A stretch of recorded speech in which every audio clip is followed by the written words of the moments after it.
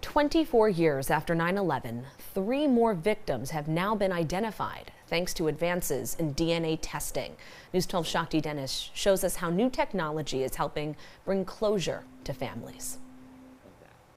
On 9/11, Mark Desire rushed to ground zero with a team from the medical examiner's office. Our job was to preserve the evidence. As I picked up our gearbox and the south tower cracked, we were right under that plume of debris, and my thoughts were, this is how I die. 24 years later, he's now an assistant director of the same office, overseeing a team still working to identify 9/11 victims.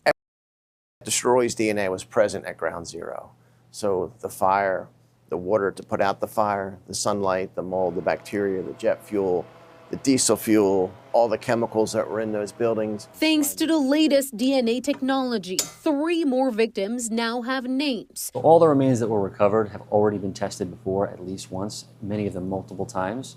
So any of the remains that we go back to test are being retested with just newer, more advanced technology. We're able to use less material, so the remain can be smaller, but we can get more data. But for this team, the true measure of success goes beyond the lab. When you're able to hold a piece of someone in your hand and you finally, after 24 years, return that loved one to their family and they're crying and hugging and shaking and thank you for bringing our little boy home, that's powerful. It's very powerful. There are still 1,100 9/11 victims who have not been identified. But the team here says they'll keep working to put a name on as many of them as possible.